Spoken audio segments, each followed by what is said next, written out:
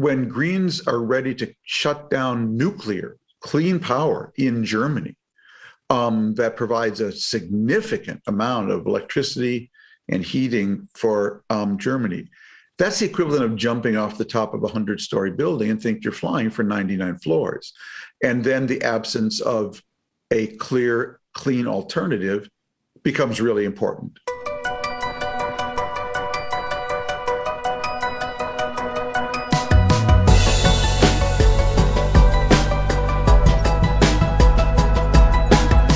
Regardless of how or when the Russia-Ukraine war ends, is it possible to see the very early signs of a new geopolitical order taking shape right now? There are certainly some surprises, especially as it relates to Germany's response to the crisis and the overall scale of the economic response. Are there other new trends or global power centers we should be keeping an eye on? It's a question I'll be asking a number of our guests going forward. This week, I sat down with Thomas Friedman, the Pulitzer Prize-winning foreign affairs columnist for the New York Times. Tom's also a best-selling author of many books, beginning with From Beirut to Jerusalem, The World is Flat, The Lexus and the Olive Tree, Thank You for Being Late, just to name a few. I first got to know Tom back in 2003 and 2004 in Iraq, when he was traveling to Baghdad and in the broader region for the Times. We've stayed in touch over the years. We disagree on many things, namely some of his prescriptions for dealing with climate, and yet I've also shared much of his enthusiasm for other developments in the world, namely the Abraham Accords and massive changes occurring right before our eyes in Israeli-Arab relations. Of course, all the promise of the warming of relations in the Middle East must be balanced with the grim news of new terror attacks this week in Israel. We don't discuss the new wave of violence in Israel in this episode, but we are monitoring events closely, and I'm sure we'll be getting into it in the next couple weeks. Tom and I sat down for a conversation before the Nexus Israel Summit, which is a conference organized by the American Friends of Hebrew University. Today's episode is taken from that discussion. We cover a lot of territory in a short period of time. Here's Thomas Friedman. This is Call Me Back. It's great to be back with Nexus and Hebrew U, an alumnus of Hebrew University myself. I studied in the one-year international program, so I always enjoy participating in these events. And Hebrew U is a big part of our Startup Nation story that Saul Singer and I wrote about a little over a decade ago and continues to flourish in the Startup Nation ecosystem. So it's a doubly pleasure to be here. And I'm looking forward to this conversation with my old friend, Tom Friedman. We want to cover a lot of territory. We don't have a lot of time, so I'm going to jump into it. And Tom, I want to start with just a level set, because the news, the headlines are flying on Russia and Ukraine. You have written extensively about where you think the Russia-Ukraine crisis is going. Just to start us off, where do you think we are right now, and what do you think things will look like in the next few weeks? Well, Dan, thanks. It's great to be with you and be part of this program for Hebrew University, such a great institution. Where are we? Basically, I think where we're at is that Putin has failed at his plan A. His plan A was built, I believe, on the assumption of a rapid overrunning of Ukraine, getting to Kiev, installing a leader, and having Ukraine fall into his lap. And return to the heart of Mother Russia at a very low cost and before the world could really react much. That plan failed. So he moved to plan B. And I fear that plan B for Putin is to obviously take as much of a bite of the eastern Ukraine and the south to connect Crimea to Mother Russia by land route. And also to gain leverage to sustain that over time by creating as many refugees as he possibly can into NATO and EU countries. He's already up to 4 million. It's a huge amount, half of those in Poland alone. And hoping that if he can create enough refugees in these European countries, that they will eventually force Zelensky to settle on terms that would be very accommodating to Russia. And if Plan B doesn't work, I believe Plan C would be to consider attacking Poland on the border where the arms are coming in, and provoking a crisis in NATO over Article 5, because everyone's ready to send money and arms, but how many Americans are ready to fight a war for Ukraine, according to Article 5 of the NATO Charter, a country that most Americans couldn't find on a map with 10 tries. So that's how I kind of see Putin's decision tree. And I think, as I say, our plan A is now up against his plan B. Let me just say one other thing, Dan. Mm-hmm. There's a huge asymmetry in how this story is reported. It's not deliberate. It's as it grows out of the nature of the story. We see vivid video every single day, terrible video from TikTok to network news of the terrible destruction of material and the killing and wounding of people and the creating of refugees that's going on the ground in Ukraine. But there is another story here. The other story is that the United States and its Western allies did something that's never been done before. They dropped the equivalent of an economic nuclear bomb on a country. That's what we dropped on Russia. And the bomb was then amplified by what I call super empowered people, companies, individuals, just acting on their own as well. And the blast radius of this bomb keeps expanding, but it's all happening inside Russia. So we can't see when Ivan Ivanovich goes to his ATM machine, neither can't get money out, or the money he gets out only buys him half of what it bought 2 months ago. We don't see that. We don't see when Ivan Ivanovich goes to his factory job and the manager tells him it's closed because they can't get any microchips. Or when he goes to his oil company that he works for and discovers that all the software came from Western providers and it's not available anymore. And so there's a huge bomb going off inside Russia, an economic bomb that is creating enormous pressure on Putin. But we can't see it. And there's sort of a question here, who's going to say uncle first? Who's going to really be squeezed first? Will it be Zelensky by the pressure of refugees and European countries that just get tired of this? And that we've seen that pattern over and over. Or will it be Putin from the incredible pressure from inside his economy? That's how I see it. I take your point that the equivalent of an economic nuclear bomb has been dropped on Russia, and yet there's been the human catastrophe, as you've outlined, is horrific. And the question is, could it have been avoidable had Putin believed he would face the kind of wrath he has faced before he launched the troops into Ukraine? And we had Mike Gallagher on my podcast a few weeks ago, Congressman Mike Gallagher, and he said, look, what the world has done, what Europe has done, what the U.S. has done is extraordinary. And the unity and the sacrifices the world is making, especially Europe, are extraordinary. But let's not forget, deterrence failed. We failed to deter Putin, and we indicated we would unleash some version of an economic nuclear bomb, but we also took the use of force off the table. It was never a credible threat. I'm not suggesting we should be using force for all the reasons you're saying, and I don't think there's an American appetite for it. But did we have to go bend over backwards to say the threat of force was not there, was not credible? So one could argue deterrence just didn't have, it failed. Well, I think that would be an unfair criticism, because there was an interaction between the threat of force and the ability to assemble an economic nuclear bomb. You would not have had the allies. The alliance would have broken over that threat of force. It was precisely because we took that off the table that we actually were able to build this wall-to-wall coalition. And in fairness to the Biden people, they sat down with Putin directly themselves. They did it through our allies, Chancellor Scholz in Germany and Macron in France. They laid it out to him that these sanctions are the equivalent of a bet the business proposition for you. If you intervene and attack Ukraine and invade Ukraine, you will be betting the farm. Do you understand that? And Putin bet the farm.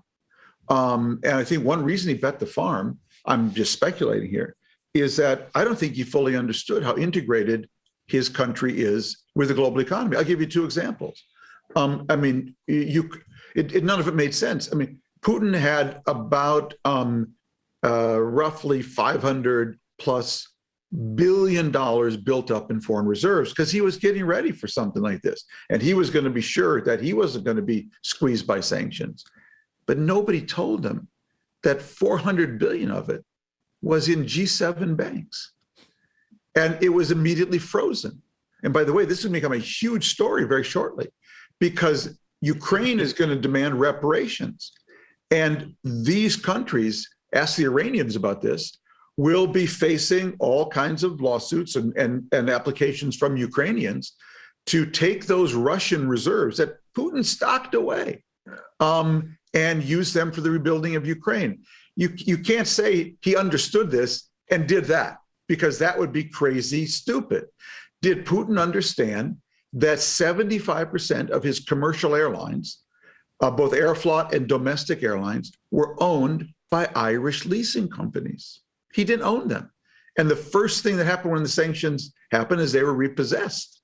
Did he understand that Boeing and Airbus supplied all the parts for those planes and they wouldn't resupply them? So either he was just incredibly reckless, or he was ignorant of the degree to which he was integrated in the global economy.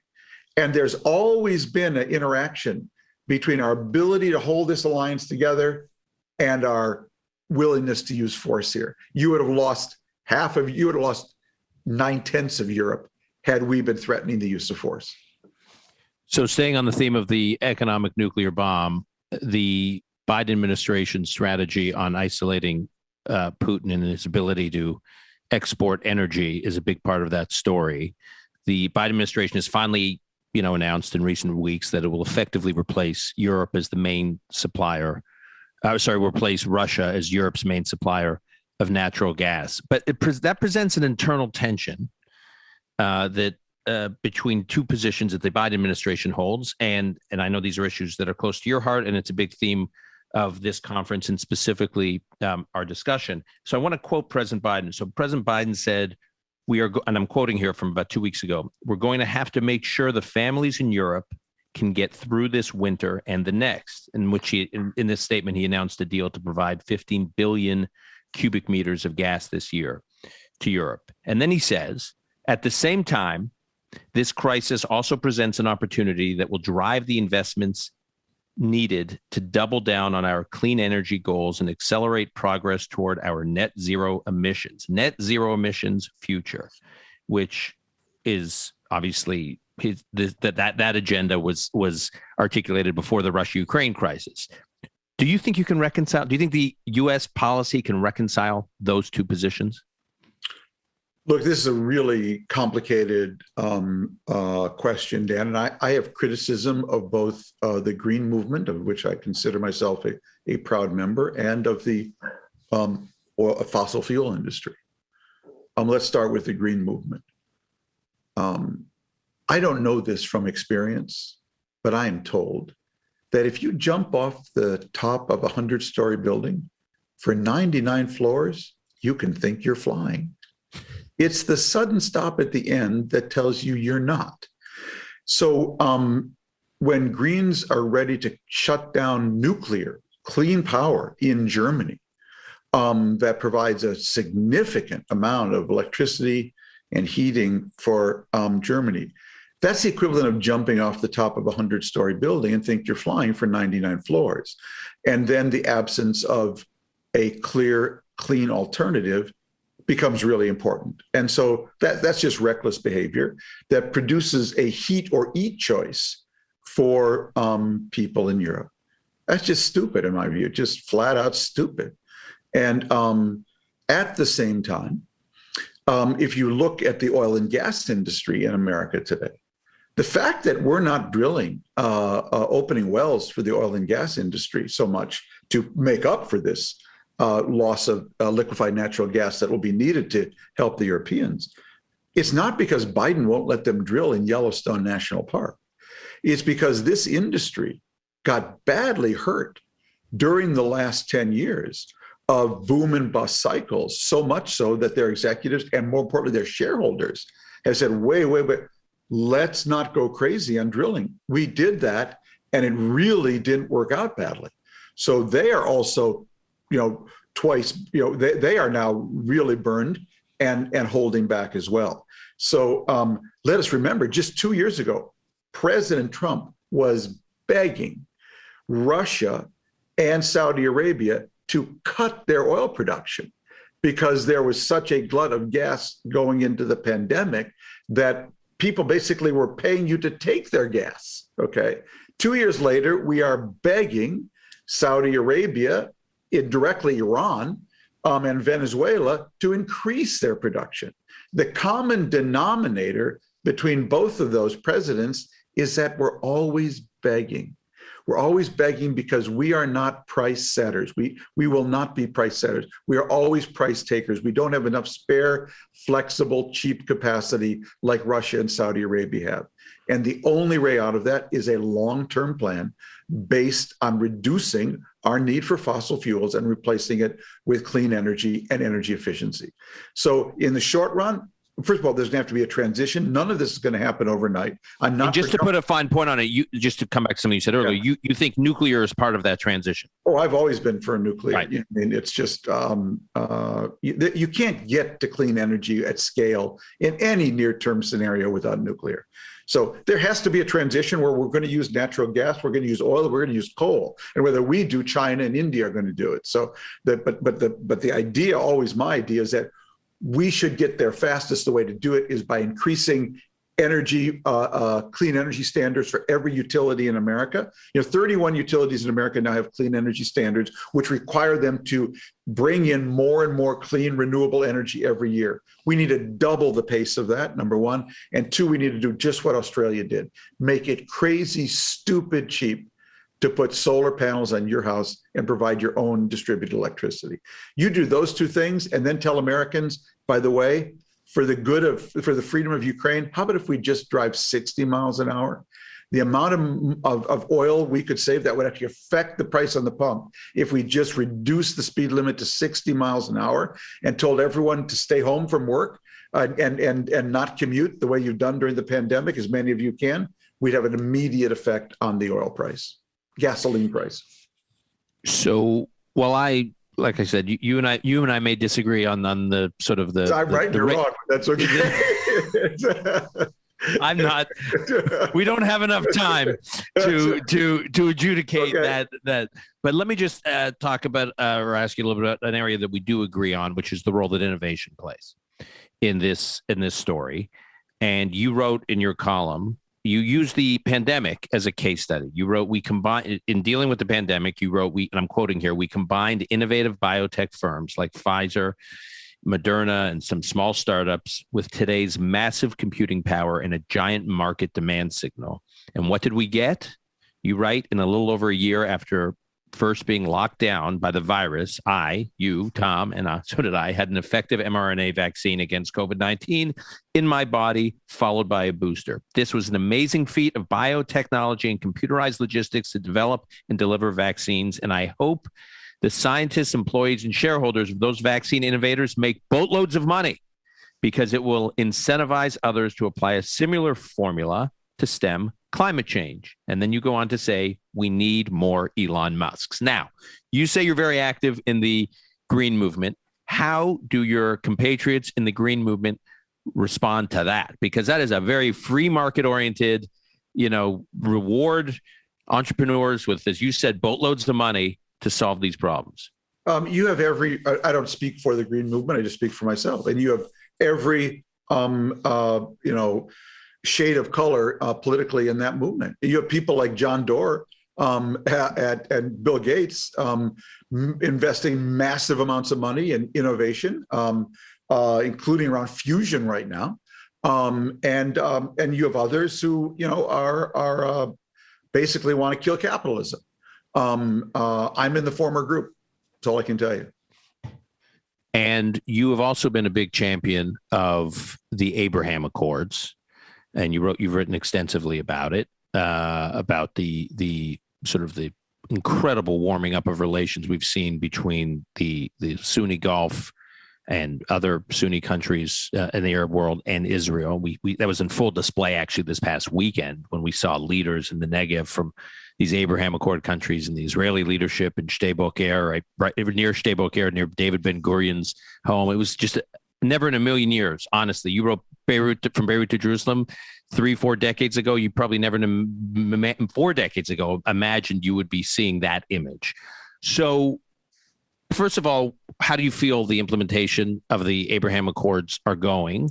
How do you feel that's going? Are you still as enthusiastic? And then secondly, I want to ask you about the potential between Israel and the Abraham Accord countries on this particular issue, collaborating on innovation as it relates to the future of clean tech and green tech. Yeah, I mean, I wrote at the time when the Abraham Accords were announced that they were an earthquake that would really change the region. I was extremely enthusiastic, and I still am. I don't in any way want my money back. I think anything that makes the Middle East look more like the European Union and less like the Syrian civil war is a good thing. The fact that we not only have the core countries, the original signatories of the Abraham Accords, but now you have Egypt and Jordan, in a sense, being stimulated to move from colder pieces to warmer pieces by regional competition, and because they see the success of this, I think it's hugely important. I still believe that it should not be a substitute for an Israeli-Palestinian settlement of whatever kind, a two-state solution or whatever the parties agree to. I think it's very important that we don't fall into that trap. But as a interstate arrangement, I think it's a game changer. The Saudis will eventually come in, I'm sure, over time. And, you think? I want to pause right there. So you believe that none of this would be happening without the Saudis' blessing, which means this is like a lab for them, and that they eventually want to see how the lab goes, but their inclination is to participate in the warming of relations with Israel. The king has a very much stronger emotional attachment to resolving the Israeli-Palestinian conflict than his son and crown prince MBS. But I still believe that given Saudi Arabia's role in the Muslim world, the role of Jerusalem, et cetera, again, progress on the Israeli-Palestinian issue will make it much easier and much earlier for the Saudis to jump in formally. Right now, I'd call them informal shadow members of the alliance already. It is an important make-weight against Iran, obviously, but we should have no illusions, Dan. I don't want to insult anybody, but none of these countries are powerful military forces that are in there now. Obviously, Egypt could be of a real significant standing army. Jordan has a significant small army. UAE has a small but extremely effective armed force. But it really is Israel that is the backbone militarily of this alliance. That's the first attraction. The second attraction is obviously the success of the startup nation, that people want to partner with it, and the influence it has is that there's probably a guy living in the Shiite southern suburbs of Beirut who just spent this morning trying to barter eggs for chicken, because of the collapse of the Lebanese economy. He looks up and he sees the most successful Arab state, the UAE, partnering with the most successful non-Arab state in the region. And he says, well, I kind of would like to be part of that, So I don't think we see the radiation of this. And I also think, just very quickly, there's a very important dimension here. I've always believed in the grand sweep of history, the antipathy between Muslims and Jews that were a byproduct of the Israeli-Palestinian conflict over the last century was actually inorganic.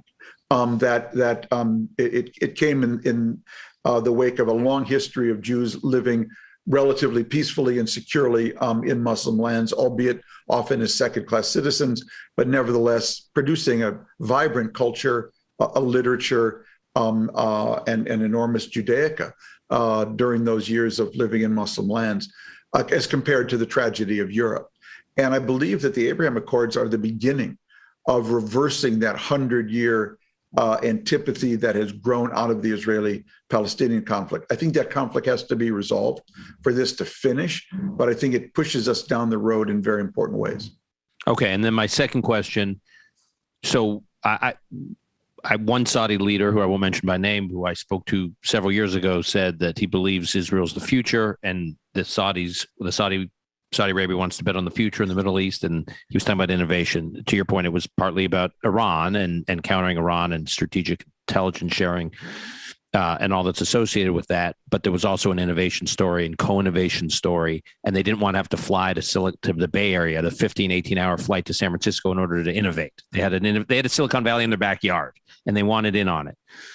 And he would talk about water tech, and he would talk about food security, and he would talk about cybersecurity, and he'd talk about digital health. But there was also this potential, I think, on the clean tech and green tech front for the Gulf states, which are awash in capital, and Israel, which is awash in entrepreneurs.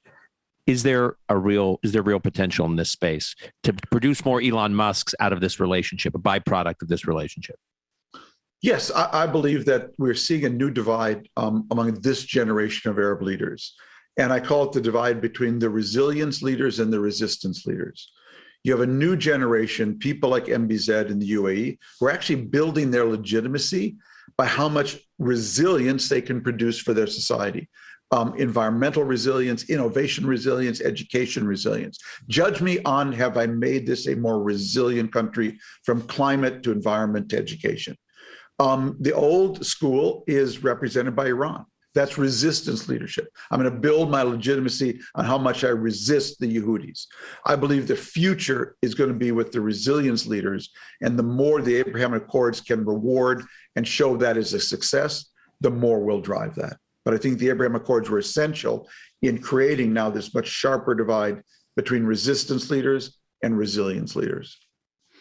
Tom, I see Avner on my screen, which means I think we're getting the hook. So always good to be with you. Thanks for taking the time. Thanks, Avner.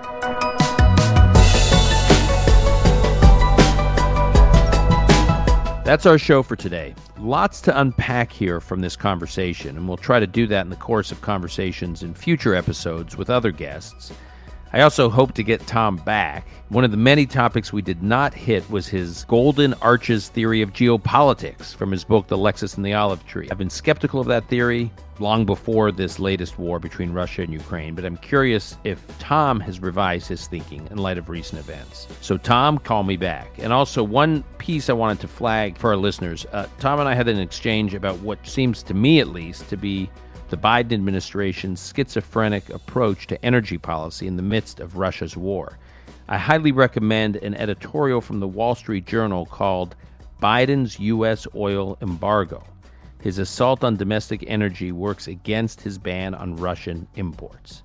And we'll put a link to that piece in the show notes.